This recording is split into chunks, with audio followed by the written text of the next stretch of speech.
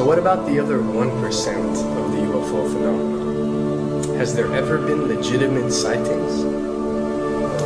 As promised, we're going to cover this 1% in a future episode. But I'll share with you something a wise man once shared with me. Before we should start focusing on dealing with problems outside our world, we should first focus on solving the problems within our world. And before you can start solving problems within your world, you first have to solve problems within yourself and within your surrounding environment of family and friends. So basically what I'm trying to say is that we have priorities that we need to focus on first and foremost so we can successfully build our lives and our minds.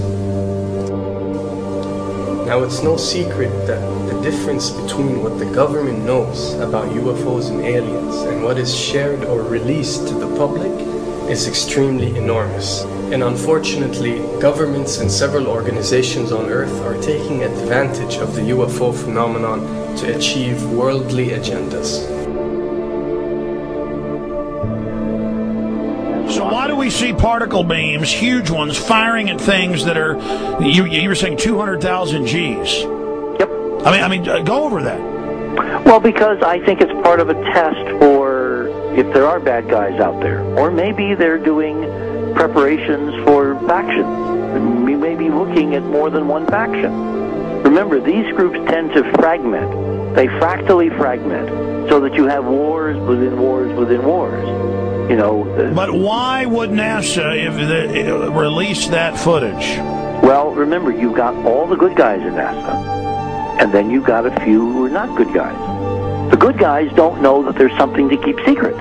Remember, the lie's different at every level. They believe the lies they've been told. So when you set up a structure, an institution, which is supposed to be open and above board and is supposed to present live TV of the shuttle missions, they present live TV. Now, the controllers can't say, oh, well, you can broadcast this, but you can't broadcast that.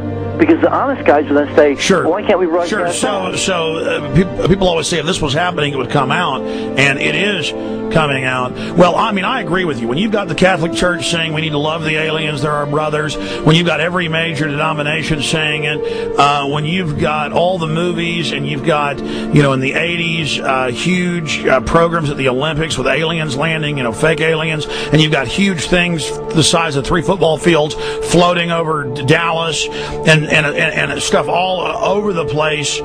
Something's going on. And then I read government documents about fake extraterrestrial landings. Any of this. Why? I mean, you believe it's fake. Remember Operation Northwoods? Yes. Okay. Or we can go to the, September 11th. Governments do huge, big things to sway populations at key nodal points in history. They love hoaxes. Yeah, well, they manufacture history is what it is. We are building, all my UFO friends, I need to shake them because they're so, frankly, they're extremely naive, Alex. They really believe we're building toward disclosure. I believe we're building toward a mass, carefully manufactured, fake event where ETs, who are really humans, who are really part of this secret clique, who are probably Nazis, who have developed and perfected their technology from World War II, which is why you've got to get, Joseph on. They are going to basically fake out the world. And there's an incredible window on the Nazi black ops programs, the compartmentalized, incredible high technology efforts that were being funded by the Nazi war machine, particularly toward the end of the war, in a desperate effort to win the war, and they fastened their hopes on several key technologies, some of which appear to be the control of gravity itself, which again is a separate piece of data from my work, which came at this from a hyperdimensional physics perspective. I mean, we know there's a lot of suppressed technology. 20 years after the B-2 bomber was already in service, they declassify it. So we have a lot of cases of that. We know there's a whole shadow government. This is technology and physics, Alex, that would make anything you think you know like a candle flame compared to a hydrogen bomb. This is a physics that literally allows you to rearrange time.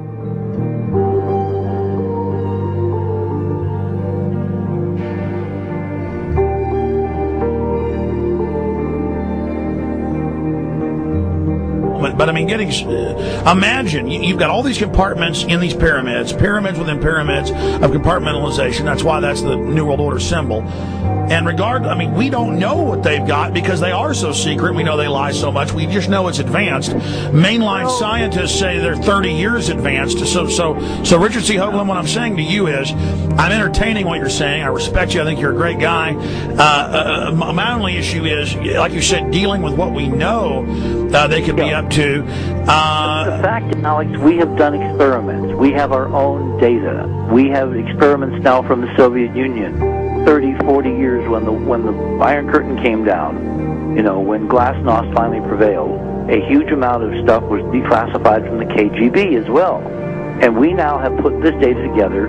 We not only know what the physics is, we know what it can do, we know what it's based on, we know how to make it work. We've seen in our own experiments ample evidence. We've seen experiments across the American landscape and even in Europe that vindicate various parts of this. And the latest thing I'm working on, it looks like von Braun himself was deeply involved in some of this early physics experimentation, but they're keeping all the good stuff for themselves. The reason is that if we got access to the good stuff, if we got access to the technologies, the energy, you know, we wouldn't be worried about $4, $5 a gallon gas or $10 a gallon gas. We would live like people are supposed to live, all 6 billion of us who could live lightly on the earth, Alex, with this technology. And live longer, Absolutely, and better, and, you know, you could live to 200-300 and have the virility of your 20s and 30s. There's extraordinary medical breakthroughs, there's extraordinary physics breakthroughs, technology breakthroughs, energy. It's all been kept away. Think about it. We're already on a planet hurtling through space, all these wonders around you, and you've been taught it's bizarre to question, and that's because there's so many kooks in the alternative movement who do talk about ridiculous, you know, Hollywood-style green men instead of really looking at the shadow government and all these crazy secret societies that are admittedly running NASA and the shadow government. Now, ladies and gentlemen, during this talk that I'm going to give you, I'm going to explain to you the history of this phenomenon, who the secret government really is, and I will name them by name, beginning group, the study group. I will tell you who they are today. I'm going to tell you what this is all about. I'm going to tell you who's selling drugs to your children, and I'm going to tell you why the United States government is afraid for you to find out what the truth is regarding UFOs.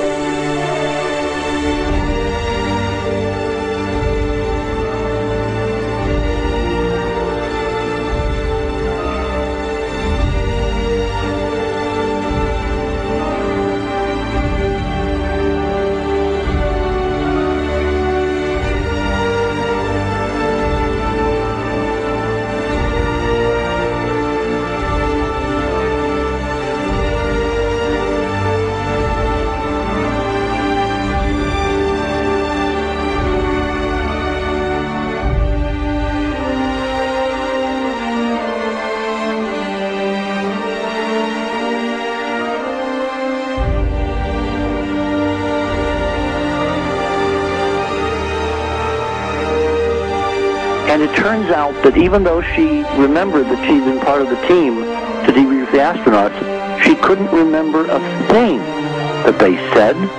She couldn't remember why she no longer was working with NASA. She couldn't remember. In other words, her memory lapses were enormous, and I don't think they were feigned, because we now found the same pattern in all the flight crews.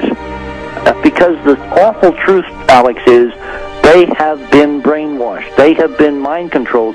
They have had a technology, a very sophisticated technology, which took away the real missions that they experienced.